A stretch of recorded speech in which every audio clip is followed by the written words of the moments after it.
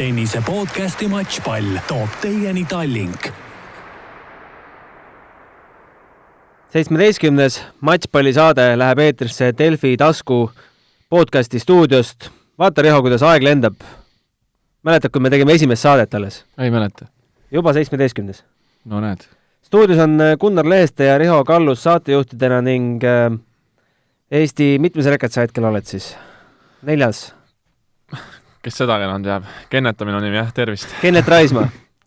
Kõigepealt protseduurilised teadaanded, et meie meiliaadress on, kuhu on oodatud küsimused, ettepanekud ja muud soovitused on tennis@delfi.ee ning meid on võimalik leida ka SoundCloudis, Apple Podcastis, Google Podcastis ja kõikides teistes podcasti rakendustes. Ja teine teadaanne, et see saade läheb salvestamisele ja ettemängimisele natukene hiljem, sest vahepeal hüppas vahele Eesti naiste esireket, vabandust, Kennet, leidsin võimaluse tema intervjuu ka, mis sai salvestatud kolmapäeval 13. novembril, leidsin võimaluse neljapäeval ette mängida. Aga tänane päev on Eesti spordiajaloo mõttes väga tähtis päev, et meie kuulus suusatreener Mati Alaver kohtus oma karistust ja Kennet, ma julgustan sindki tegelikult topsi panema, et karistusel on põhimõtteliselt olematud. No päris nii ei ole. No, 810 eurot tuleb välja käia. Jah, graafikuga 12 kuu peale ajastada. No ei ole lihtne seda raha teenida tennisega näiteks, päris raske. No see tingimisi aasta, see on ju, see on mingi õhk ju. Ja kõige parem on minu arust see, et ta oma süüdi ikkagi ei tunnistanud lõppu, et ta ikkagi ei ole süüdi enda arvates vähemalt. Jah, mis rahasse puutub, siis futuresitega seda on tõesti keeruline seda kogu ajada. Finaali peab jõudma. Ja ikka jääd miinusesse. Just. Aga ma üritan praegu veel puhtamalt teel. Ei ole kunagi mõtet, et sul on see igavikuline teema, et sul on vaja lihas kasvatada iga aasta, et tegelikult on ju olemas tabletid, mis aitavad seda teha. On. Ei ole proovinud. Võib-olla siis peaks. Aga ei, jah, ma ikkagi üritan puhtamalt teelt. Praegu siiamaani see lihaste kasvatamine ei ole väga õnnestunud, aga loodame, et ta paremaks. Omal ajal meldooniumit, südameravimit ikka võtsid? Ei. Kui see lubatud oli? C-vitamiini. Ei, seda ei ole mina võtnud, jah. Aga kui tuleb, igal aastal tuleb uus nimekiri dopinguained, kas sa loed selle läbi ka? Ei, ma pean ausalt ütlema, et ma ei ole nüüd väga kursis, et ma siin hiljuti hakkasin ühte ravimit natuke võtma ja siis... Mati helistas? Ei, ja siis pidi jah, isegi saatsime päringu, et sinna Eesti antidopingu sellesse värki, aga saime vastuse, et on lubatud, et kõik. Kui see saladus pole, millega seoses või? On saladus, jah. Saladus, selge. Okei. Aga hetkel ütleme, et tegelikult vist vahet ei ole, kas me räägime sel nädalal või järgmisel nädalal, sest hooaeg sinu jaoks on läbi, eks? Jaa, see auklik hooaeg on minu jaoks nüüd läbi saanud. Räägi siis, miks ta siuke auklik on olnud, millega sa hetkel maadled? No nüüd praegu on see kõige värske mul see seljavigastus, et see on mul nüüd, mis ta on, 1,5 kuud. Et hetkel siin on tegemist, et hommikul sokke jalga saada, et ei saa väga liikuma, et siin sain kuskil, kõigepealt siin toidumürgituse seal, kui Prantsusmaal käisin ühte akadeemiat testimas ja siis... Moratoglu akadeemiat? Ja, et see... Oligi nii või? Ja, seal sain... See iseloomustab seda nädalat vist. Kui lähed akadeemiast, siis ikka alati võtta oma toit kaasa. See iseloomustab seda akadeemiat ka? Ei, nii halvasti ma ei tahaks öelda, aga jah, ühesõnaga sain selle toidumürgituse ja siis sai jaheda ilmaga peale mängitud ja tegin haiget ja nüüd ma maadlen siin selle seljaga. Kas sa oled selle seljaga varem ka on sul häda olnud sellega? Ja see ei ole päris sama asi. Okei, see ei ole sama vigastus. Ja paar aastat tagasi oli mul see luuliselt oli see väike murd, aga selle said korda? See on korras, et see praegu pildid on tehtud ja luuliselt on nagu justkui kõik korras, aga lihased ja närvid siis natuke seal kinni ja edasi. Ma tean, et sa käisid veel tänagi arsti juures, mis sul öeldi? Jaa, just tulin. Ma olen siin mitme erineva arsti juures käinud ja nii mitme erineva juures käinud olen nii palju arvamusi erinevaid, et kõik räägivad natuke oma juttu. Aga kõik on selles mõttes ühel meelel, et midagi katastroofilist ei ole, aga peab puhkama siin mõned nädalad ja siis peaks korda saama. Saatus on siin päris kõvasti nöökinud nende vigastustega, et siin igal aastal tekib sul sellised auke sisse? Jah, nüüd just arutasime siin oma tiimi ja pereringis ka, et 3 heitlikku aastat on nüüd läbi saanud, et 3 on koht seadus, et äkki siit saab nüüd paremaks ainult. Et aastal 2000, millal sul see tipphetk oli, aastal 2016 vist või? Jah. Oli 697 rankingus ja nüüd sa oled seal kandis enam-vähem nagu kõikunud, eks? Jah, mul ongi, seal ma 2016 oli üks ilus aasta, jah, et tuli esimene Futures turniiri võit. Jah, no kõik, seal oli see juuniorite viimane aasta Futures võit, et noh, ma olin see 690, aga ma olin nagu väga väheste turniiridega seal. Aga ma olen nüüd need 3 aastat mänginud täpselt sama vähe turniire ja üle poolte nendest turniiridest on ka nagu niisuguse vigastusbaasil või siis ei ole nagu väga trenni saanud teha, et mul on selline, ma ei ole nagu järjepidevalt saanud nüüd teha, et ongi 3 aastat, et mu ainuke soov ongi see, et ma siin mingit eesmärke ei hakka välja ütlema ja niimoodi, et aga ma saaks nagu aasta aega saaks nagu tervelt trenni teha, mängida ja eks näha, mis tuleb, et ma olen ikkagi siiamaani endiselt enesekindel, et võiks nagu midagi head tulla, aga selleks peab nagu tervisega pidama saada, et praegu on selline peaga vastu seina jooksmine natuke. Kui sa nendele vigastustele kõikidele tagasi vaatad, kas mõni on sellisest nagu kärsitusest ka tekkinud, et oled vana vigastuse välja ravimata jätnud, liiga vara trenni tegema hakanud, selline tüüpiline?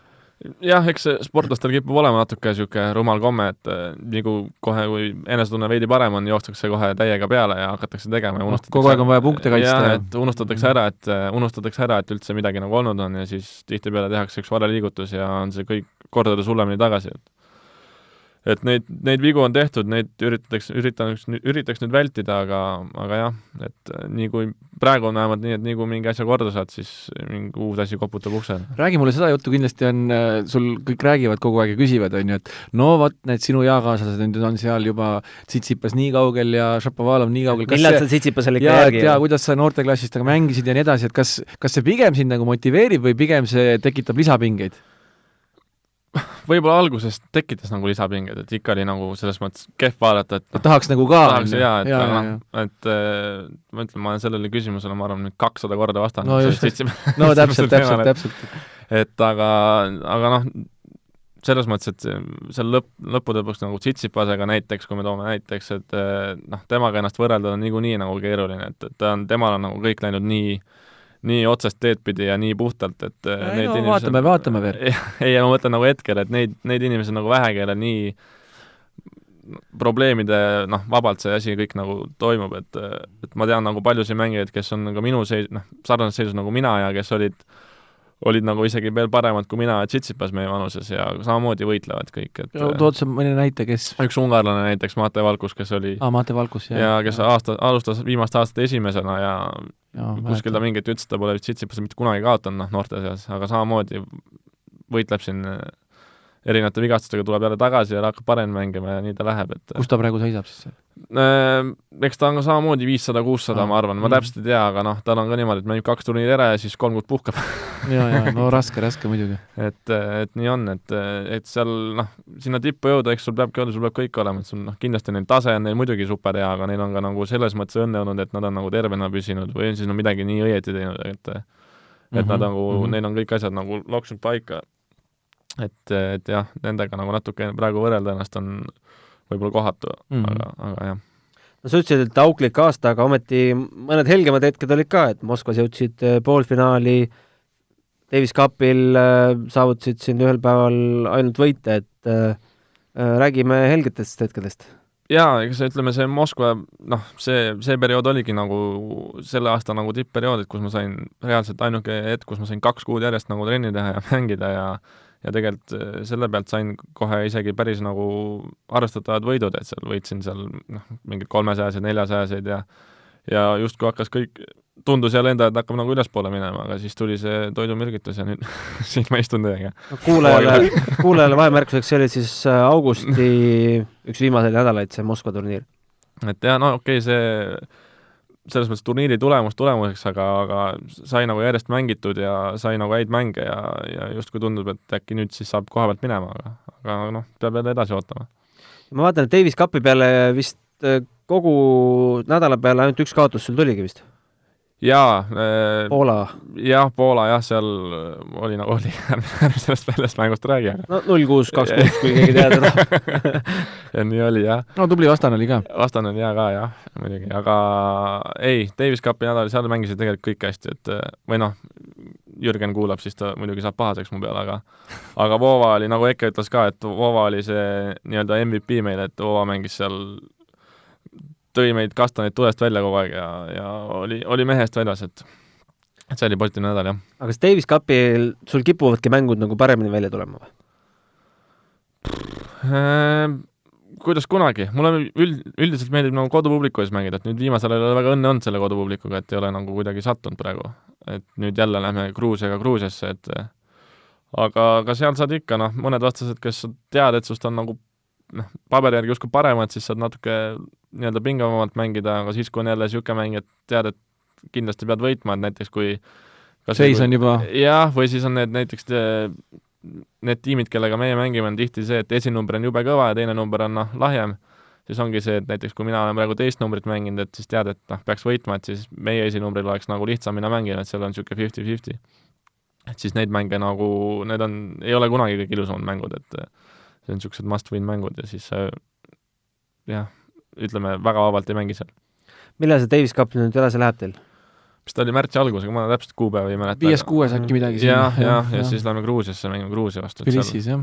Seal oleneb, kas Basilashvili tuleb välja või ei tule, et kui tuleb, siis on kindlasti väga keeruline, aga kui ei tule, siis on võrdsed võimalused. Oota, ja mille peale nüüd see Gruusia matš käib?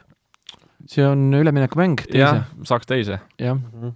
Praegu me oleme see on nüüd siis uue süsteemi järgi siis World Group 2, mitte siis nagu Euro-Aafrika oli. Süsteemid on nii tuksi ehk siis mängitakse iga kontinendi pealt vastast tulla seal nii-öelda teises grupis nüüd. Aga kui sa siin meie matšpalli saates juba oled, siis mäletad, Ivanovi käes oli seekord kaamera. Tegi meile väikest koduvideot, et järgmine kord võtad üle.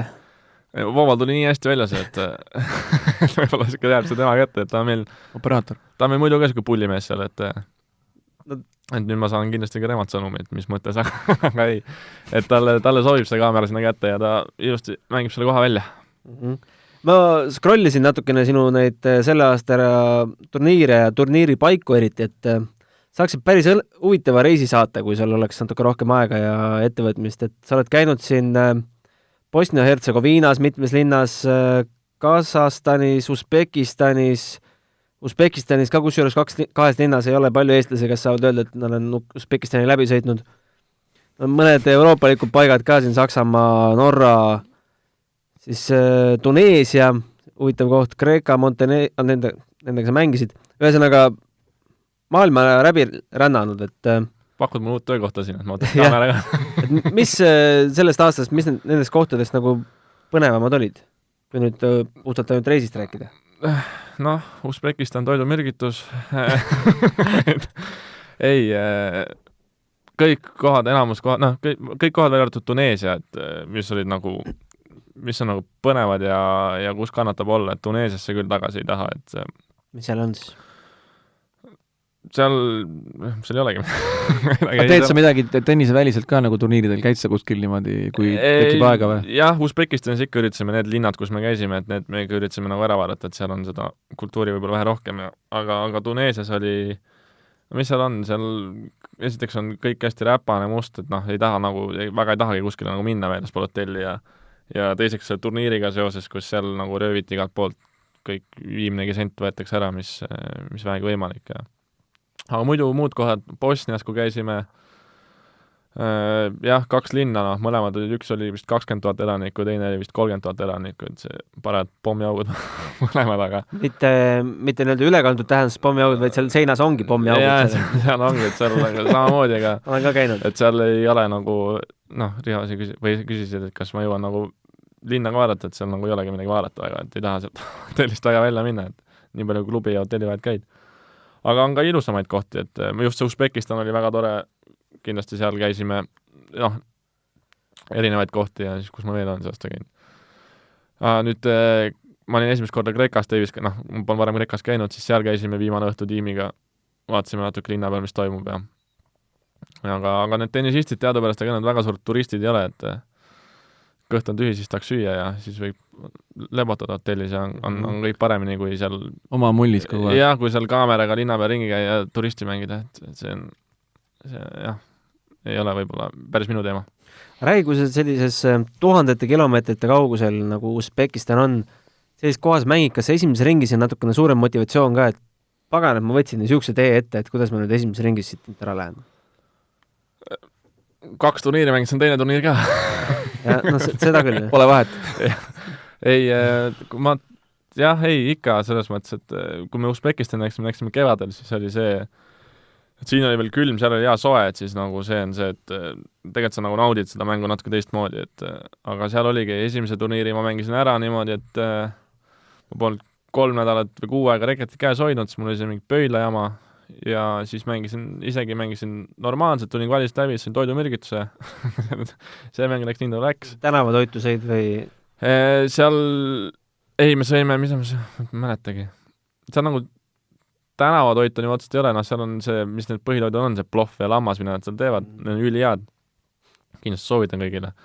Aga ma sain see toidumürgitusest isegi, kui ma käisin seda mingis seal Euroopa liikus restoranis söömas, et sa võid seda saada igalt poolt, see ei ole nüüd, sa ei tea täpselt kunagi. Sinu õnne juures? Jah, siis on suurem tõenäoliselt saada. Aga teine turniir, tegelikult oli hea mäng, aga kaotasin napilt. Aga nii palju käinud tegelikult erinevaid kohti, et seal Usbekistanis ma olen ka varem käinud, et nüüd mingit sellist ekstra motivatsiooni, et muidugi tahad igal pool hästi mängida. Ja kui veel eriti praegu, kui nii vähe antakse võimalust mängida, siis tahaks nagu pikemalt mängida. Aga räägi, miks sina ja Voova mõlemad, miks te nendes nii-öelda X kohtades käite, kas Euroopas sel ajal turniire ei ole või on sinna lihtsam peale saada? Ütleme Euroopas sellel ajal, me tahtsime nagu välja minna, Euroopas sellel ajal on see, et mina, kui ma arvestan oma just samu vigastusi, kui ma mängin 13 kraadiga kuskil Saksamaal väljas vihma käes, siis on mul nagu see vigastusoht on palju suurem, et seal Usbekistanis oli 27 kraadi, mis on täpselt nagu siuke ideaalne. Ilm on hea, kõik on hea, elu on odavam, et inimesed on seal ülisõbralikud, tihtipeale lähed sinna Euroopa nendes klubidesse, siis seal Usbekis oli veel suured klubid ka, saad nii palju trenni teha, isegi kui läheb pekki, siis sa terve nädala saad rahulikult trenni teha, siin Euroopas on see, et kaotada on ju kuskil siis pole platsi, ja isegi kui saad platsi, siis on jälle mingi kõik, hakkavad röövima siin 30 eurot tund, 40 eurot tund ja seal, mis tihtipeale on X kohtades on see, et on 2 või 3 turniiri järjest nagu sama koha peal, et sa ei pea nagu reisima, siin on jälle, lähed näiteks Saksamaale, ütleme, mängid ära, siis on jälle see, et kas lähed koju, lähed edasi, mis teed, kõik on siuke otsustamine, seal on nagu see, et sa pakid asjad ja lähed sinna ja oled 3 nädalat seal ja tuled tagasi. Ta on lihtsam selles mõttes organiseerida. No seal Aasia pool räägi, kas sa oled kokku puutunud ka selliste tegelastega, kes tulevad juurde, et Kennet, ma vaatan, sa ei teeni siin väga palju, et mul on siin üks mängija, kes oli nõus, et äkki teete mul seal, Ahmed istub seal tribüünil live-betiv, et natukene lisateenistust. Oled sa näinud sellist asja kõrvalt? Ma olen näinud, kui on ära, kui on inimesed ära nagu eemaldatud, siis seal on, kui sa, ütleme, mina kui mängija, kui ma näen kedagi, kes teeb seal telefonis midagi kahtlast, siis ma pean sellest turniiri direktorile ette kandma, peakohtunikuna. Mina ise ei ole ette kandnud, aga ma olen näinud, kui tullakse ja siis aetakse see inimene nii-öelda minema sealt, et ja mulle pakutud otseselt niimoodi ei ole, aga pärast kaotatud mäng on tulnud siukseid sõimukirjasi, kes siis järelikult on pannud nagu niisama minu peale ja on nagu kuidagi siis kaotanud järelikult. Et need kirjad ei ole nüüd kõige ilusamad, jah. See pidi päris kole olema, ja tüdrukud ma olen kuulnud, et see on päris kole. Kaia rääkis sellest päevalehele suvel. Ja seal ikkagi, sa ei võta neid tõsiselt, sest et seal vennad kirjutavad, aga tegelikult on see, et sa pead sellest ka ette kandma, mina seda muidugi teinud ja ma kustutan alati ära need sõnumid, ma ei vasta ega midagi, seal vaata Facebookis on ju vaata see, et sa pead selle acceptima, kas ta nagu võtad, ma ei võta kunagi vastu neid, aga tegelikult on see reegel ka, et sa pead seal kuskile jälle saatma selle meili, et jälle mingi vend kirjutas sulle, need põhimõtteliselt peale igat kaotatud mängu tuleb sul mingi sõnum, et see ongi just, saad nutti seal ja siis oled niikuinii on niisugune enesetunne on ja siis võtad telefoni kätte ja siis lähed veel. Aga palju sul seda asja juhtub, et keegi tuleb öösel koputab, et kuule, nüüd on siin purk, et ei, mul niisugust asja mul otseselt polegi niimoodi pakkuma tulnud minule. Ei, ma mõtlen ja dopinguteemat. Ei, ma ei ole mitte kunagi ühte dopinguproovi andnud. Ei ole, jah? Okei. Ma olin küll selles nimekirjas mingi, et see olingi äkki 2016 lõpp, kus see lisatakse sind sellesse nimekirja, et siis pead nagu teada andma, kus sa oled ja aga nüüd, aga nüüd ma olen sellest nagu välja arvatud praegu edetabeli kohadatus. Aga Kennet, me siin natuke naljatasime ka enne saadet, et kui nüüd sinu elust ja karjäärist rääkida, siis saate töö pealkiri ei oleks mitte, et Jan Uuspõld läks Tartusse, vaid Kennet Raismaa tuli Tartust Tallinnasse. Sa alustasid tennisemänguga 5-aastaselt. 4,5-selt oleme täpselt. 4,5-selt. Siuke mees ei jaksa või reketikki käes hoida ju. No mul oli kerge reket. Aga mäletad sa ka, kuidas sa 4,5-selt mängima hakkasid? Aga miks sa üldse kätte selle võtsid? Millega siis, Riho? No ma ei tea, keegi pidi sulle kätte andma või ise leidsid või? Ei, ma tahtsin neid korvpalli hakata mängima, sest mul vend mängis korvpalli. Aga korvpalli 4,5-selt ei võetud veel, ei pane pealt ära veel. Mis tasemel ta mängis? Ta mängis ikka noortekoondistes ja niimoodi oli ka, ta oli päris isegi okei, aga tal vist mingi hetk seal treener vahetas ja ta ei saanud treeneriga läbi ja siis ta enam ei viitsinud teha. Ta oli ka pikk nagu... Minu pikkune, jah. Et see Kossumaist ei ole palju sa oled praegu? 9,3. No, Eestis oled sa tsenter juba. Et jaa, ei, ma alguses tahtsin Kossu minna, aga siis seal öeldi, et puhke jalga veel paar aastat, et siis tule tagasi. Aga ilmselt tahtsin midagi teha ja siis, kuna ma käisin lasteaias sellise siin Eesti mehega nagu Kristjan Tamm koos ühes samas rühmas. Vaata, mis välja tuleb. Ja tema onu on siis Andres Kuhi, kes on minu treener. Ja temal siis ema tahtis ka teda trenni panna ja Andres siis vist olevat öelnud, et võtta siis mingi samasugune juin velendaja kaasa. Ja kuna meil emad olid omavahel teadsid ja käisid koos trennis ja nii edasi, siis oli mina see, kes me läksime ühel päeval trenni. Ema sul mängis tennist siis juba, jah? Ema hakkas koos minuga, nad käisid koos seal mingit aeroobikat või mis iganes, on naiste asja tegemas. Okay. Ja siis meid pandi koos trenni ja ühel päeval alustasime ja nüüd oleme mõlemad sealt Tartust Tallinnasse. No tema on juba Prantsusmaale jõudnud, ta on kiirem see lennuk või buss või mis iganes. Aga mis vanuselt sa võistlema hakkasid? Ma ikka 5-selt vist juba võistlesin, nii nagu mulle räägitud, et ma ikka 10 aastatega malistasin, siis olid kunagi need kompleksvõistlused, kus oli siis pallivise, joonejooks, hüppenöör, siis oli veel pehme palliga tennis ja poolpehme palliga tennis ja ma hakkasin enam, tänapäeval neid väga ei tehta enam, juba hästi lahedad võistlused olid. Ja siis ma hakkasin neid kohe jah, ikkagi nii palju, kui ma juba, nii pea kui ma palli üle võrgu sain, ma hakkasin neid vaikselt mängima. Ja seal kuskil 7-aastaselt olin ma juba pärast peavalu nendel 10-aastastele. Ei tahtnud keegi väga muga mängida. Palju sul on noorte tiitleid siis, mis vanuste klassidest kogutud on? Ei tea. Hoiad sa kuskil kalles oma? No mina ei hoia, ema hoiab. Emal on kõik, kui ma Tartus koju lähen, siis seal ei mahu liikumagi enam. Isa on närvis, aga ema tahab kõik alles hoida.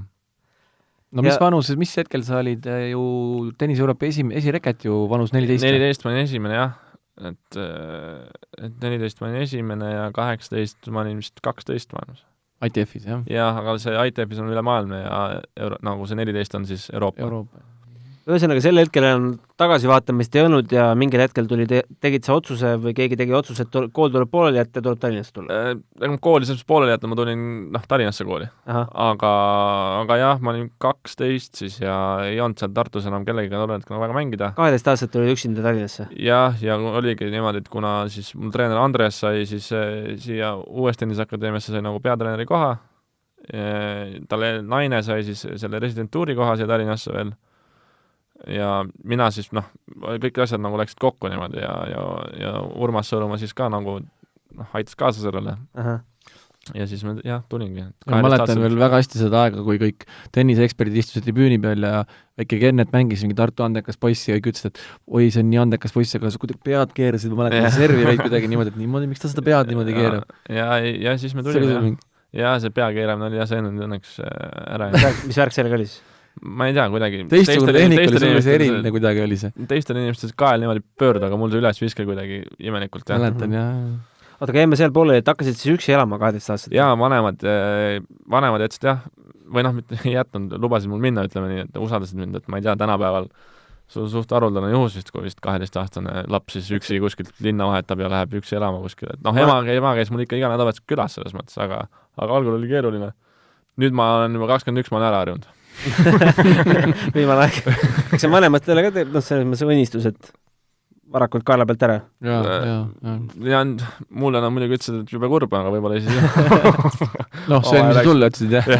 Aga kus sa siis elama hakkasid? ma olingi, mul oli seal Tere keskuses oli siis üleval tuba. Ma olin seal ja Audentses käisin koolis. Kennet kunagi ütles selle lause, et ma olen vist ainuke inimene, kellel on kodus on 20 siseväljakut. ja mul on välisväljakud, siseväljakud ja mul on kohvik ja jõusaalid. Kohvik ja jõusaalid ja spaad ja kõik jutt. Aga milline see tuba siis välja nägi? Mul oli tegelikult isegi normaalne. Mul tegelikult oli valida, et kas ma lähen ühikasse elama või siis Teresse. Aga ühikasse on ka, seal oli, ma oleks kõikides, seal on 4-5 aastat noorem, on ju, ja seal siuksed see oleks siis Audentes ühikas? Jaa, Audentes ühikas, et seal oli nagu parad kaagid kõik koos ka ja ma ise väike kutt ka oli ja siis ma sain Teresse, sain oluliselt suurema toa, mul oli siuke noh, paljud on seal kontorid, Riho teab, seal oli tennisliidu kontor oli ka kunagi seal, et see oli nagu täpselt samasugune, mul oli lihtsalt see tehtud nagu nii-öelda korteriks. See on selle eesruum, siis on 2 tuba. Jaa, mäletan, ma olen ise käinud seal, sokid olid maas kogu aeg. Jaa, Russikud, sokid olid laiali seal kogu aeg, tean küll, ma olen käinud seal. Aga kõik nagu magamistuba, WC, köök, kõik jaa, kõik, no kööginurk on väike, aga selles mõttes kõik olemas. No sa kasutasid ainult ühte nurka niikuinii, ega sa rohkem kasutasid. ja süüa ma sain Audenteses kogu aeg. Et mul oli nagu seal tasuta söök ja et selles mõttes, tegelikult elu mul korraldati nagu hästi ära, et mul midagi hullu ei olnud, et nüüd nii päris ei olnud, et saadeti poiss kuskile 2 seljakotiga ja mine vaata, kus hakkama saad, et mul oli ikkagi ette taha nagu ära tehtud. Ma teistele räägin küll, et ma ise nii tubli ja nii noorelt läksin ja kõva mees, aga tegelikult nagu ikkagi inimesed hoolitsesid mu eest ja kõik oli okei. Öösel uni ära läks, siis tõusid üles, panid tuleb põlema, mängisid natuke tennist? Ei, seal päris nii seal liikuda ei saa, nii palju mind ka nüüd ei usaldatud. Selles mõttes ma seal lavalt ringi liikuda, et see all läheb ikkagi alarmi alla mingi hetke pealt, aga see ülemine korrus, sinna ma sain igal ajal sisse, kui ma tahtsin. Aga mis öösse puutub, see oligi see, et 12 aastat vahepeal oli päris hirmus, üksi suur maja oled seal. Töövalvurit ei olnud maja veel? Ei olnud jah, selles mõttes, et seal et iga mingi kolin kuskil oli jälle, siis oli plaks silmad latti ja mõtlesin, mis nüüd. Kõne emale? Jah, vist võib-olla isegi mõni oli. Kaua seal elasid siis? No mul siiamaani tegelikult tuba seal, aga ma nüüd elan tüdrukuga koos viimast 2 aastat. Ma nüüd olen Nõmmel, aga kui välja visatakse kodust, lähen sinna. Uskumatu lugu tegelikult. Jaa. Nii, aga Kuhi juurde oled jäänud ikkagi maast madalast peale siiamaani, mis on ka Eesti mõttes väga harukordne. Jaa, olen. Nüüd muidugi kuu aja pärast kuskil, ma natuke vähem lähen Rootsi, on see Kutu Greit Akadeemia, aga Andres jääb ikkagi nagu jääb mu kõrvale, alati, ega ta ei kao nagu, nii kaua kui mina tennist mängin, on ta mingil määral nagu alati seotud muga, et räägi, mis stiil sul selle Rootsiga on siis täpselt? Selles mõttes ongi, et ma lähen nüüd ikkagi nagu üsna full time nii-öelda, et ma mingit väga solkumist ei hakka tegema, et nädal siin, nädal seal. Sa nagu hakkad elama nagu seal põhimõtteliselt? Jah, et ma olen ikkagi nüüd seal, et ma loodan, et äkki siis seal on sellel võib-olla meditsiinilise poole pealt on nagu vähe järjepidavam nagu ülevaade minu suhtes, et ma saan äkki saab nagu selle asja pidama seal ja pluss on siis see, et ma nüüd käisin tegelikult proovinädalal seal ka, et seal on need treenerid on nagu head, kõik ma tunnen kõik tunnevad mind ja mängijate punt on ka natuke, et siin on, Eestis on see, et Daniiliga ma olen mänginud pool elu nüüd on ju ja Jürgen ja Vooga ka, aga kõigil on nagu see võistlusgraafik on nii erinev, et jube arvan seda, kui kõik 4 venda on koos nüüd olemas, et seal on nagu see sarnane punt minuga ja me mängime samu võistlusi ja on niisugune 4-5 venda, et ma arvan, et niisugune väike keskkonnamuutus ei tee paha. On seal akadeemias veel mõni tippmängija ka alles, kes käib? No Vavrinka on see meie kõige kõvem nimi seal, et see Magnus Norman, see peatreener, et tema on nagu Vavrinka, aga kui palju ta seal on, võib-olla nüüd hooaja ettevalmistus tuleb paariks nädalaks, aga muidu neil on ju ka mänginud terve aasta otsa võistlusi, et seda akadeemiat on nagu natuke mõttetu valida selle järgi, et mis nagu nimed seal on, et ma räägin seal Prantsusmaal on ka, on Tsitsipas, aga Tsitsipas on samamoodi 10 päeva aastas seal, et Serena Williams. No võt täpselt, et selle järgi nagu natuke mõttetu valida selle kohta, et sa pead ikkagi vaatama, kui ühtlane see punt on ja mida sulle nagu pakutakse seal, et see Rootsi variant tundus kõige sobivam, jah. Oota, kui sul kuidas sul nüüd treener hakkab olema, siis sul on enda personaaltreener, sul on jagatud? Meil on seal minu tasemel mängijaid ongi seal umbes 3-4 ja meil on siis selle pundi peale nagu vastutav treener, kes käib meiega koos võistlustel, kes meiega on seal ja kui näiteks on niimoodi, et mina nüüd lähen sinna, ma olen vigastatud ja nema on kellegagi võistlustel, siis on neil nagu pakkuda seal erinevaid, no näiteks oligi nüüd, kui ma see proovinädal olin, siis oli see Tillström minuga, Michael Tillström, tema oli Monfilsi treener 4 aastat nüüd. Et tema hüppab kohe väljakule. Monfils on teatavasti Kenneti lemmikmängija. Monfils jah, ta on hea mängija jah. Ja siis, et seal on nagu, ütleme, kui üks treener on nagu ära, siis on seal neid alternatiive nagu on nagu päris palju, et kes on nagu ka väga kõrgel tasemel treenerid, et näiteks isegi Mändmaa on seal meil nüüd, tema on ka nagu full time ja temal on ka tõeline nagu tipptasemel treener, kes viis Meltseri top 10-sse, sinna oli Meltseriga mingi mitu aastat, et see on see punt on nagu hea, jah. Aga Andres Kuhile siis viid lilled ja tänad koostöö eest? Ei ole üldse nii, et Andres ei saa mingit lilli. Üldse mitte midagi sellist? Ei, selles mõttes, et eks ma ikka on ju mingid selles mõttes aega, kui ma olen Eestis, et ja ma ei ole 52 nädalat aastast seal, et ma mängin võistlused ja siis ikka vahepeal tahad koju tulla mängis, et siis on nagu tema alati mul nagu väljakul olemas, pluss kui ma nüüd ära lähen, siis jää nagu Danili kellega mängida väga, et siis nemad hakkavad, diil on, et nemad hakkavad nagu seal käima, tegema ka mingid Kas Andres hakkab Daniliga nagu ikkagi edasi? Andres Daniliga ikka jätkab ja et aga neil ei ole ka muud varianti, kui et nad teevad seal mingid treeninädalaid, sest muidu lihtsalt siin Eestis ei ole nagu kellega mängida, et me nagu suhtleme ikka igapäevaselt ja teeme nagu koostööd, et kui võistlusi klapitame ja niimoodi, et see ei ole nüüd niimoodi, et on kõik, aga lihtsalt ma keskkonnamuutuse pärast ja just see meditsiiniline pool ja see mängijate punt, et see on nagu see põhjus, miks ma lähen. Mis akadeemiates sa veel käisid proovipäeval? Ma käisingi ainult seal Prantsusmaal ja siis nüüd Rootsis, et mul tegelikult oli üks Saksamaal ka üks koht, kuhu ma pidin minema. Aga kuna see Rootsis nagu nii klappis ja sobis kõik ja siis ei näinud nagu pointi minna, et see Rootsiga, see teine asi ka, et on ikkagi Eestile veel nii hea lähedal, et siin lennukiga tund aega laevaga üks öö ja oled kohal. Aga mis selle Kuutu Greiti eelised siis Patrick Mouratoglou ees on? Esiteks on hind 3 korda odavam. Mis hind on? Seal on aasta on 30 000 kopikatega enam, see on midagi ma täpselt ei tea. Kuidas selle kokku saad? Mul õnneks on, nagu kõikidel Eesti tennisistidel, Tallink on nagu suur toetaja. Kihlvepettused? Jah, seal Uzbekist tuli üks vend juurde ja sai raha kokku. Paned selle nime ka siia linna peale. Aga ei, Tallink on ikkagi, kes Eestis vähegi tennist mängivad, need siiamaani jätta ei ole jäänud, et eesotsas Ennuga, et aitavad alati välja ja pluss mul on siis veel oma inimesed, kes nagu kui puudu jääb, siis kes leiavad need vahendid, et ma saaks nagu ehitusele tööle ei pea minema? Hetkel veel ei pea, jah. Et selles mõttes on hästi, et ma olen nagu oleks ma kuskil suuremas riigis Prantsusmaal samas seisus, siis ilmselt nii hästi ei oleks nagu rahadega, et siin Eestis see on nagu Eesti eelis, et kui sa siin natuke silma paistad, siis sul võimaldatakse. Mouratoglou oli siis Sota või? Ma ka täpselt summas ei tea, aga see läheb sinna 90 kanti jah, kõik kokku, et ja see on natuke minu jaoks nagu liiga palju seda rahvast ka liigub ringi, et seal Kuutu Greidis on niisugune 15-20 inimest, on natuke personaalsem tegevus ja treenerid on ka, ma julgen öelda, et see üleüldine tase on nagu väheke kõrgem, et seal Mouratoglous, mina vähemalt tundsin ennast natuke nagu üks nagu kõigi seast, et seal on mingi 300 last jooksevad ringi ja nii on, et ma ei taha nüüd siin muidugi maha teha, sest meil on 4 eestlast on seal kõik, et ma tegin nädal aega seal Kristjaniga trenni, et Kristjani on nagu väga, Kristjanil on seal hästi, et ma julgen öelda, et tal on seal akadeemia siseselt nagu parim treener, kellega mina kokku puutusin. Ja et see nagu hingega pühendanud ja tegeleb, et temal on okei, et teiste eestlaste treeneritega väga kokku ei puutunud.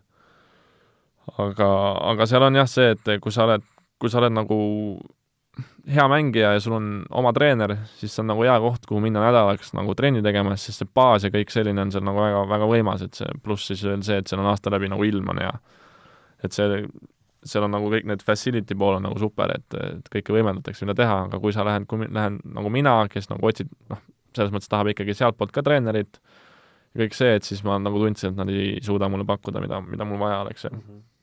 Aga räägi sellest Kuutu Greidi facilities ka, ma olin nagu inimestele pilt ette, et võrreldes Tere keskuse, milline see välja näeb siis?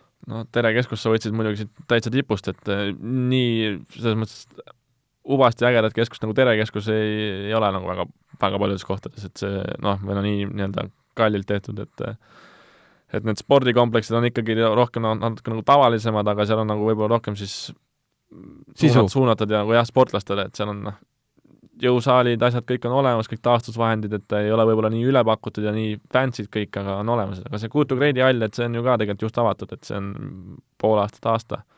Seal on 7 uut kõvakattega väljakut, siis on veel padeliväljakut, siis on jõusaalid, siis on üleval on siis mängijatele nagu toad, kus mängijad elavad. Ma hakkan ise ka seal elama. Ja noh, kõik füsiopool, kõik asjad on olemas, jäävannid, selles mõttes väga, väga hea kohvik, restoran, kus me sööme kõik, et selles mõttes, et millestki nagu puudu ei tule. Hakkad mändmaga koos olema? Ma nüüd proovinädal olin mändma, aga kurat, ma ei tea, kas ma teda aasta aega kannatan välja. Kuule, Kennet, aga räägi natuke tennisest ka, räägi natuke, mis tuuri peal toimub, et no ütleme, sa oled nüüd mõned aastad juba nii-öelda profiklassis mänginud, et kui sa juuniorklassis mängisid, nüüd tehti see punktisüsteem tagasi, küll need madalama astme turniirid annavad vähem punkte, kui nad varem andsid, et mis seal tennises toimub, mis seal juhtunud on, mis tase on, mis mängijad on? Rääkides kõigepealt sellest süsteemist, siis see keerati siin vahepeal ikka täiesti pea peale, et noh, ütleme, minusugustel vendadel tuligi nagu see valgus seal tunneli lõpus kadus nagu natuke ära, et sa tundsid, et sa võid mängida ükskõik kui hästi, kui palju, aga sa sealt mingist hetkest nagu edasi ei saa, et sul löödi nagu lihtsalt sein tuleb ette, et see punktisüsteem oli niimoodi üles ehitatud, et järgmisel tasemel futuresitele, siis challengeritele saada oli nagu väga keeruline, et sa pidid olema siin selles nii-öelda ITF rankingus siis top 15 põhimõtteliselt, et tähendab seda, et sa pidid võitma mingisugune ma ei tea, 8 futuresit, 10 futuresit ja kõik, ja siis järgmine aasta pead kaitsma hakkama neid, et mis tundus nagu ebareaalne. Nüüd, mis puudutab seda uut süsteemi, mis nagu tagasi tehti, jah, kõik on selles mõttes tore, et on nüüd üks ranking jälle, punkte saab vähem, et see teeb keerulisemaks, aga senikaua ei muutu ikka mitte midagi, kuni need challengeri kvalid on nagu 4, et see on nagu aina number, et varem oli ikka niimoodi, et mängisid 2 head futuresit, oli tunne hea, mõtlesid, et okei, vaata challengeri lähed kvalisse, kvalisse said ikka peale, sul anti nagu võimalus, sa said nagu mängida, et okei, tulid läbi, võitsid, siis olid, tubli ja ei tulnud, siis ei saa nagu kellelegi ette heita midagi. Täna, kus sa pead seisma siis, et kõige väiksema challengeri kvalisse sa pead ikkagi olema 400 hulgas võiksid olla, aga nende pisikeste punnidega, mida sa seal korjad, ütleme, ongi challengeritel võidad, täna just kontrollisin üle, vaata, challengeritel on 48 tabel, esimeses ringis sa siis paigutud mängijaga ei mängi. Tähendab seda, et näiteks ütleme, ma ei tea, veabki esimene ring mängid mingisuguse wildcardiga, võidad, teine ring ka veel kuidagi, seal siis pead paigutust võitma, mängid hästi võidad, siis on sul juba põhimõtteliselt futuresi võidu, see punkti arv, mis sa võidaksid, on koos, et selles mõttes, et kui sa oled mängijad, kes on praegu nagu challengeritele saanud, et neilt nagu sealt välja kukkuda nii-öelda futuresi tasemel nagu, väga keeruline, nad peavad ikkagi arvuliselt kehvasti mängima terve aasta. Ma võin isegi praegu, nagu vaadata statistikat, maailma 400. mängijal on 90 punkti. See tähendab seda, et sa pead 9 futuresit võitma, et saad 9 punkti, mis on tegelikult, sa pead pärast aasta läbi võitma. Ja sa pead... See on päris raske. Põhimõtteliselt sul ei olegi, kui see 9 turniiri võida, siis ei olegi šanssi. Nüüd on vaata see, et on 15 000 saavad 10 punkti, 25 000 saavad 20 punkti, kui sa võidad. Jah, et pead seal... Aga jah, sa pead nagu väga õnnestunult mängima ja mitte nagu kuu või 2 kuud, sa pead nagu terve aasta, sa pead, tõesti pead nagu hästi mängima, et seal futuresitel ka, ma räägin, paljud vennad siis on, kes seal challengeritele ei võida, nad mängivad need futuresid ei ole ka nii nõrgad enam, kui nad olid kas või 3 aastat tagasi, tase on ikka väga palju kõrgemaks läinud, neid mängijad on palju rohkem, kes mängivad nagu ühtlasel tasemel. Et sealt niimoodi ennast läbi mängida, see on nagu keeruline, ma räägin need, kes sellel enne kui see süsteem ära muudeti ja need, kes olid suutnud ennast mängida niimoodi, et nad jäid sinna challengeri tasemel vähemalt püsima, et neil on nagu suhteliselt safe, et palju lihtsam on seal olla, kui sinna pääseda. Sa mängid aastas, mängid 3-4 turniiri õnnestud, võidad seal, ütleme, 3 ringi, sul on nagu okei, sa ei... Teine vend pungestab, peab, ma ei tea, 10 turniirist 9 võitma. Et põhimõtteliselt, mis selle punktisüsteemiga tehti, tõmmati lihtsalt teatud vendades värav nina ees kinni, et oled sel kuupäeval sees väljas.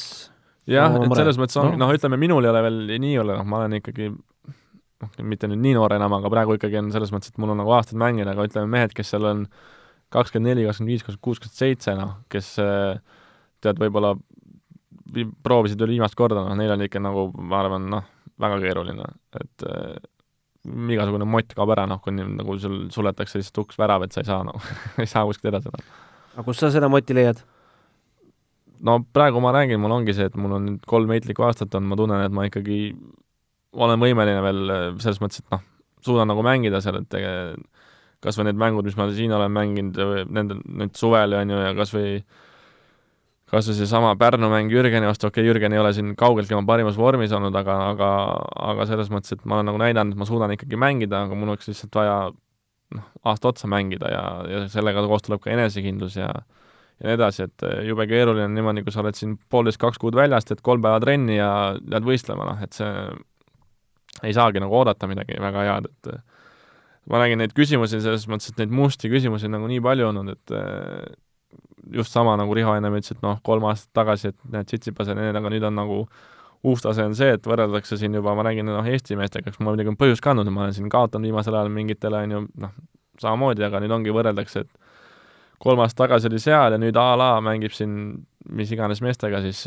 võrdselt, ongi inimesed nagu ei näe selle asja nagu taha, et kui ükskõik, kui sa võtad kas või Djokovicile, ütled, et kuule 3 aastat mängi nüüd nii, on ju, et sa mängid 2 kuu peale 1,5 nädalat, on ju. No me nägime, mis Djokovic vahepeal tegi. Et selles mõttes, et see on isegi nagu nendel meestel, et lööb nagu paigast ära asjad, et mu esimene eesmärk ongi see, et ma püsiks nagu terve ja saaks endale nagu võimaluse anda, et mängida aasta 2-3, on ju, ja siis kui olen saanud seda teha ja siis ei tule, siis mis siis ikka, aga mul on vähemalt nagu olnud võimalust proovida. Praegu mul ei ole nagu seda võimalust proovida. Mis ei tapa, teeb tugevaks.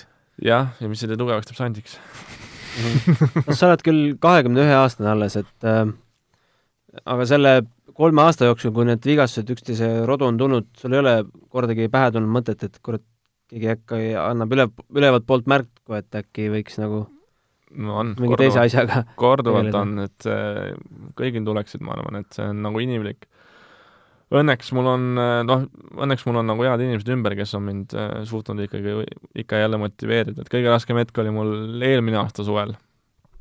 Pärast seda Pärnu turniiris mul olin ka, mentaalselt olin suures augus, seal võitlesin endaga väljaku peal, pluss kõik asjad juurde, et just oli hakanud jälle hästi minema, kevadel olin seal kuskil finaalis, siis 2 nädalat hiljem olin haiglas mingi kuradi soolepõletikuga, siis pärast seda õlg 3 kuud, siis sõjavägi 3 kuud, siis pöial 3 kuud, nagu need asjad lähevad, siis et see eelmine aasta suvel oli nagu kõige raskem hetk, aga õnneks head inimesed ümber, et nagu aitasid üle saada, et praegu on ikka keeruline, tuleb jälle vigastus, aga eks õpid ajapikuga nagu natuke paremini toime tulema või selle tundega nagu harjuma ka, et nii maa alla ei vaju enam kui varem, aga meele teeb ikka kurvaks, et tahaks nagu see töö, mis ma nüüd olen 4,5 aastat olen mänginud, et jube nagu kehv mõelda, kui oled 18 aastat mänginud ja nüüd siis tervise pärast siis põhimõtteliselt ei saa nagu täiega nagu panna, et muid asju ma jõuan ju terve elu teha, et aga võiks praegu nagu ikkagi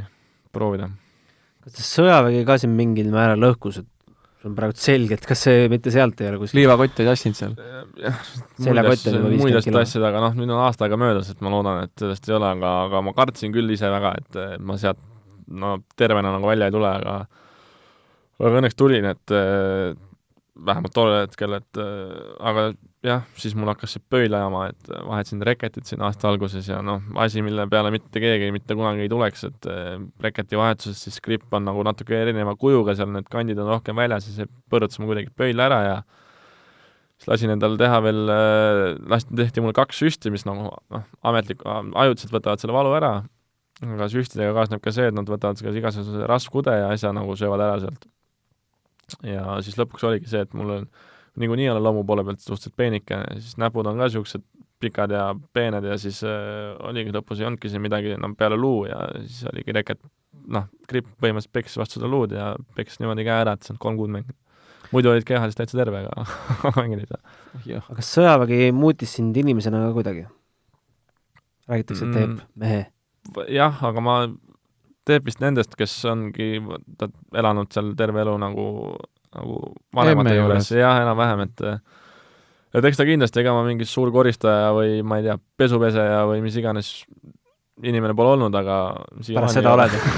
Mina ka pärast seda ei ole. Aga eks seal nagu, selles vähemalt nagu õppisid neid asju tegema või korrektselt siis nii-öelda. Et eks ta kasuks tuli, ma arvan, et mingid asjad tuli kindlasti kasuks, muidugi oli mõtet passimist oli ka, nüüd võib nagu öelda välja, et oli me räägime, läksin Kenneti juurde lugu tegema, vennad vaatasid puhketoas telekat.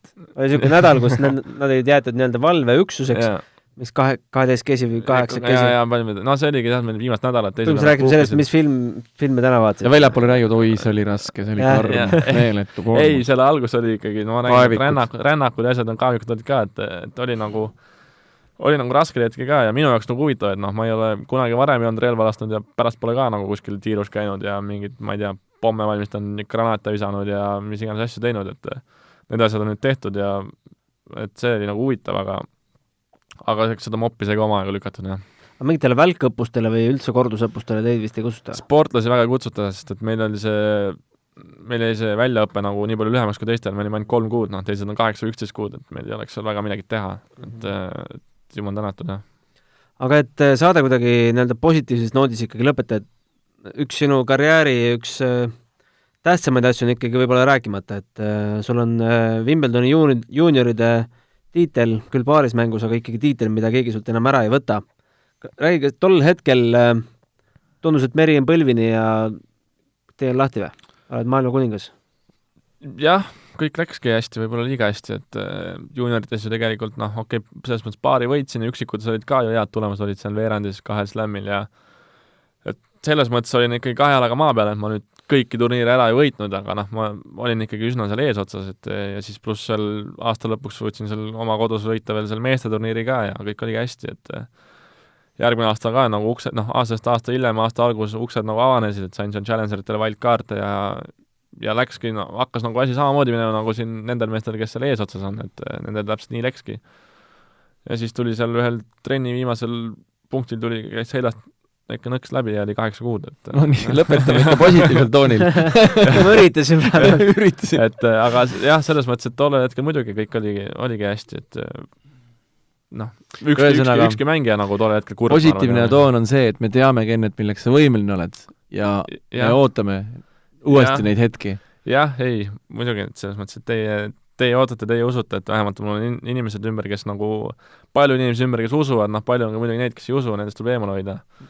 Ja nüüd ma selle Rootsi peale nagu loodan ja et äkki sealt saan mingit abi ja siis eesmärk ongi see, et saaks nüüd paar aastat siis teha seda, mida vaja ja ilma kõrval nagu muredeta, et eks siis näis. Lubada ei ole siin aga garantiid ja keegi ju kunagi, et teed seda ja nüüd võidad, et aga mul vähemalt antakse võimalus, siis on mul vähemalt olnud võimalus. Sitsipasega ühendust pead veel? Davis Cupil nägime jah, et oli midagi ei ole muutunud, kogu familie oli kohal nagu alati, et isa ja ema õde ja rääkisime ja tundsid ilusti ära mu ja isegi ajasime paar sõna juttu, aga Stefanosega võib rääkida küll, aga nendest vanematest ma üritan üldjuhul ringiga möödagi, nad on niisugused hullud natuke, et tulevad ja räägivad ja ei jaksa seda juttu ära kuulata, aga õnneks nad teadsid ka kaptenit Teket, sain Teke peale suunata. Pool auru läks sinna. Ja Šapovaloviga oled ka paari mänginud kunagi? Šapovaloviga on ka, kusjuures ma just lõppeski see Noorte Masters, vaata oli see nädal aega tagasi või eelmine nädal. Noorte Mastersilt oli ainult 2 meest, kellega ma ei ole mänginud. Kelle vastu või kelle vastu ma ei ole mänginud, jah, et ülejäänud kõigiga olen mänginud ja ülejäänud kõik isegi olen ka vist võitnud. Ülejäänud kõike peale?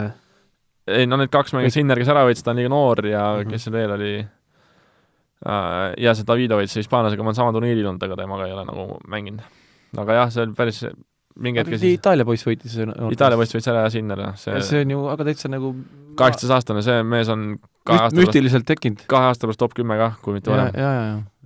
See mees mängib hästi. Millal sinna Kutu Greiti lähed ja millal sa karussellile naased?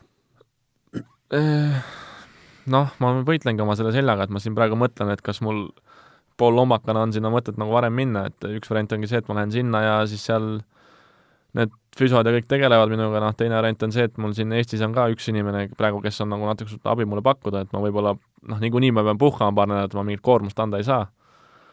Et ma arvan, et ma lähengi kuskil 3 nädala pärast sinna ja siis on see hooaja ettevalmist nagu kõigil, kuna ma nüüd 3 nädala pärast lähen, siis ma pole jälle 1,5 kuud mänginud, siis ma pean niikuinii kuu või natuke rohkem trenni tegema.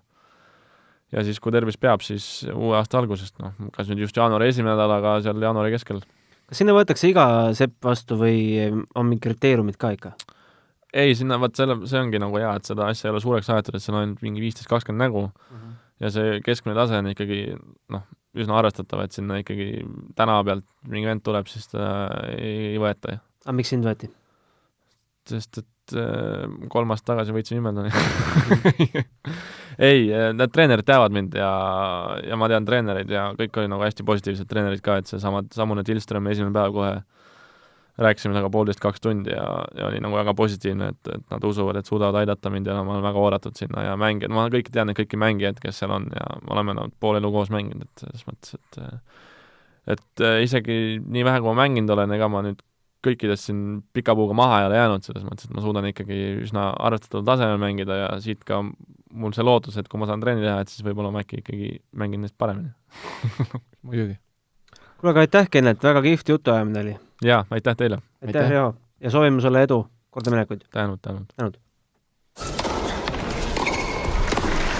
Tennise podcasti Matchpall toob teieni Tallink.